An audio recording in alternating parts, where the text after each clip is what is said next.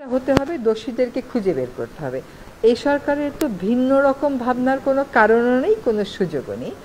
এবং আমাদের প্রধান উপদেষ্টা নিজেই বলেছেন যে এই হত্যাকাণ্ড সহ অন্যান্য যেগুলো খুবই সংবেদনশীল হত্যাকাণ্ড এবং ধারণা করা হয় যে বিগত সরকারের সময়ে নানান কুটকৌশল করে সেগুলোর বিচার করা হয়নি, সেগুলো যেন বিচার করা হয় সেটাই আমরা নিশ্চিত করার চেষ্টা করব। এখন অনেক বছর তো পার হয়ে গেছে, যত বছরই পার হোক না কেন, এই যে মেঘকে দেখছেন বা ওর ভাইদেরকে দেখছেন, রুনির ভাইদেরকে, তাদের তো একটা বিচার পাওয়ার অধিকার আছে, জানবার অধিকার আছে যে ঘটনাটা কে ঘটালো।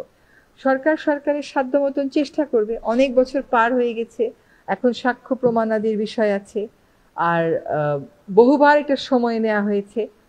আমরা চেষ্টা করব, আমাদের মানে আগে যারা তদন্ত করতো তাদের উপর হয়তো একটা প্রভাব ছিল, কিন্তু এখন তো প্রভাব মুক্ত হয়ে তদন্ত করছে। এখন তদন্ত করে ওনারা যা বলেন তাই তো আমাদেরকে মানতে হবে, কিন্তু বিচার আসলে একটা হতে হবে।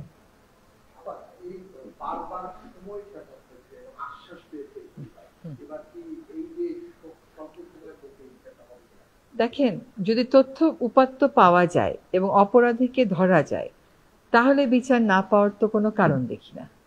বারবার সময় নিয়েছে এই জন্যই যে আসলে বিচারটা তারা করতে চায়নি।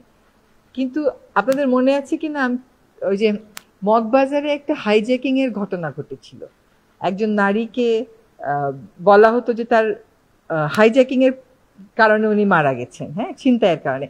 পরে অনেক বছর পরে কিন্তু তার রহস্য উন্মোচিত হয়।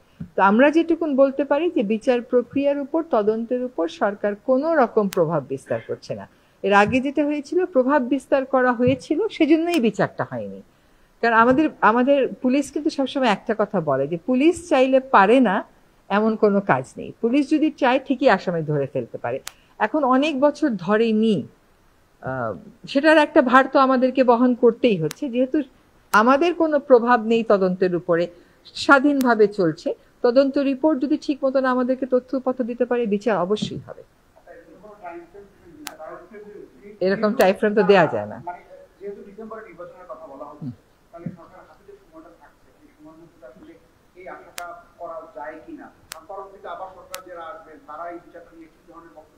আচ্ছা, এইটা যদি আমার বস্তুনিষ্ঠ উত্তর দিতে হয়, তদন্ত না পাওয়া পর্যন্ত তো আমরা বলতে পারবো না। তদন্তে কিছু একটা পেলে তখন আমরা বিচারের প্রক্রিয়াটা শুরু করতে পারবো এবং তখন আমরা বলতে পারবো যে আসলে বিচার কতদিনে হবে। আমরা একটা কথা আছে, justice hurried is justice buried, আর justice delayed is justice denied. তো ওদের ক্ষেত্রে already justice delayed is justice denied হয়ে গেছে, তাই না? এত বছর যাবত ওরা কোনো বিচার পায়নি।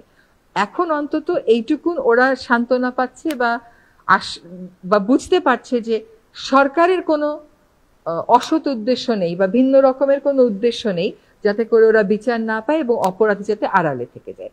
ও অন্তত ওইটুকুন শক্তি সাহস তাদেরকে আমরা যোগান দিতে পেরেছি।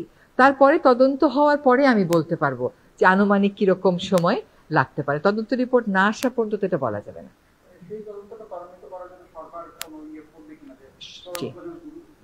সরকারের পক্ষ থেকে প্রাধিকার মামলার যে তালিকা করা হয়েছে তার মধ্যে এটা একদম শীর্ষের দিকেই আছে।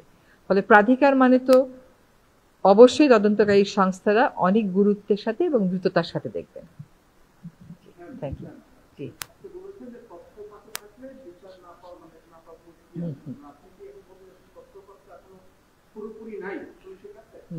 সেটা কি আমি বলতে পারি?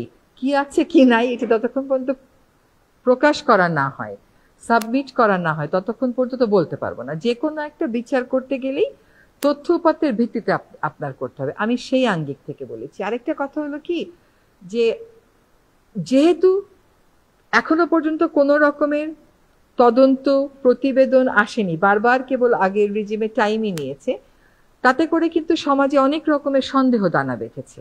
হ্যাঁ, ফলে বায়বীয় কথা, বাতাসে ঘোরা কথা তো আমাদের পক্ষে বলা সম্ভব না। এটা একটা খুবই মর্মান্তিক হত্যাকাণ্ড, যেটা আপনি আমি যতটা না আবেগ আপ্লুত হই, এই পরিবারকে কিন্তু এটা বহন করতে হয়েছে, প্রতি মুহূর্তে বহন করতে হয়েছে।